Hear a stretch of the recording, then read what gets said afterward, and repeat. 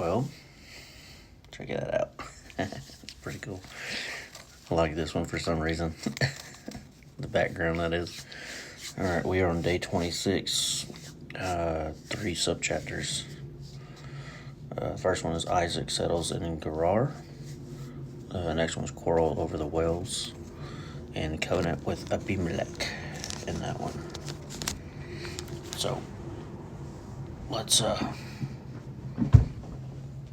shoes off, my goodness. Oh, good morning, by the way.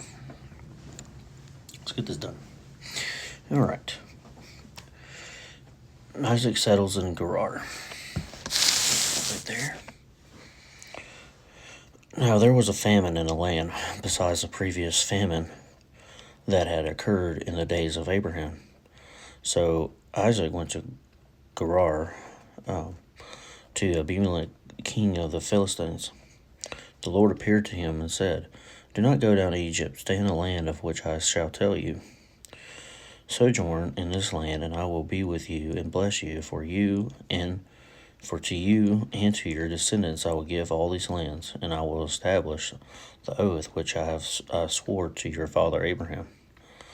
I will multiply your descendants as the stars of heaven, and will give you your descendants all the lands, and by your descendants all the nations of the earth shall be blessed. Because Abraham obeyed me and kept my charge, my commandments, my statutes, and my laws." So Isaac lived in Gerar. When the men of the place asked about his wife, he said, "She is my sister," for he was afraid to say, "my wife," thinking the men of the place might kill me on account of Rebekah, for she is beautiful.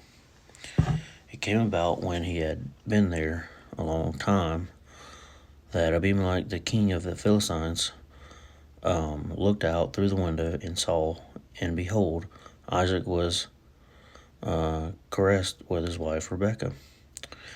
Then Abimelech called Isaac and said, "Behold, certainly she is your wife. How then did you say, 'She is my sister'?" And Isaac said to him, "Because I said I might die on account of her." Abimelech said, "What is this you have done to us? One of the people might have lain with your wife, and you would have brought guilt upon us." So Abimelech charged all the people, saying, "He who touches this man or his wife surely shall be put to death." Now Isaac sowed in that land, and reaped in the same year a hundredfold, and the Lord blessed him. And the man became rich and continued to grow richer until he became very wealthy. For he had possessions of flocks and herds and a great household, so that the Philistines envied him. Now all the wells which his father's servants had dug in the days of Abraham his father, the Philistines stopped up by filling them with earth. Then Abimelech said to Isaac, "Go away from us, for you are too powerful for us." And Isaac departed from there, and camped in the valley of Gerar, and settled there. All right, next subchapter, I think it's called Quarrel over the Wells. Then Isaac dug again in the wells of the water which had been dug in the days of his father Abraham, for the Philistines had stopped them up from the death of Abraham, after the death of Abraham, and he gave them the same names which his father had given them. But when Isaac's servants dug in the valley and found a well of flowing water, the herdsmen of Gerar quarreled with the herdsmen of Isaac, saying, "The water is ours." So he named the well Esek, because they contended with him. Then they dug another well, and they quarreled over it too. So he named it Sitnah. He moved away from there and dug another well, and they did not quarrel over it. So he named it Rehoboth. For he said, "As the Lord has made room for us, and we will be fruitful in the land." Then he went up from there to Beersheba. The Lord appeared to him in the same night and said, "I am the God of your father Abraham. Do not fear, for I am with you. I will bless you and multiply your descendants for the sake of my servant Abraham. So he built an altar there and called upon the name of the Lord and pitched his tent there. And there's Isaac's servants dug a well. All right, this is the covenant with Abimelech.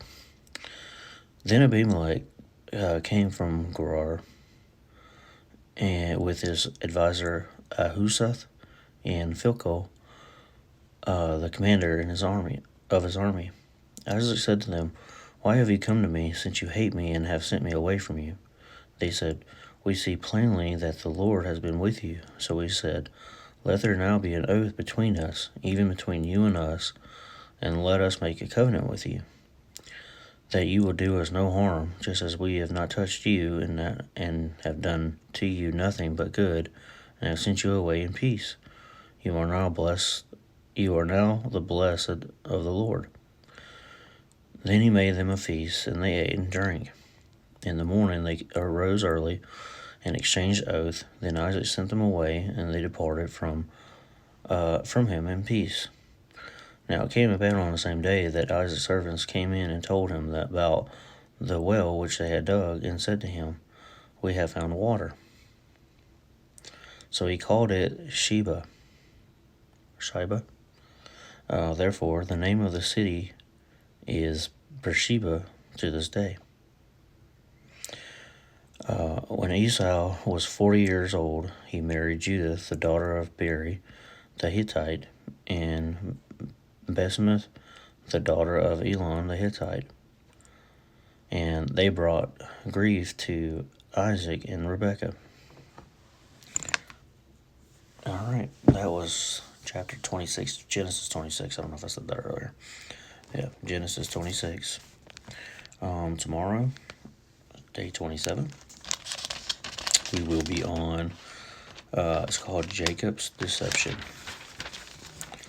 So, that might be a two-parter, because it looks like it's going to be, I don't know if I can do it in, it's 46 verses, so I don't know if I can make that all fit in a 10-minute video.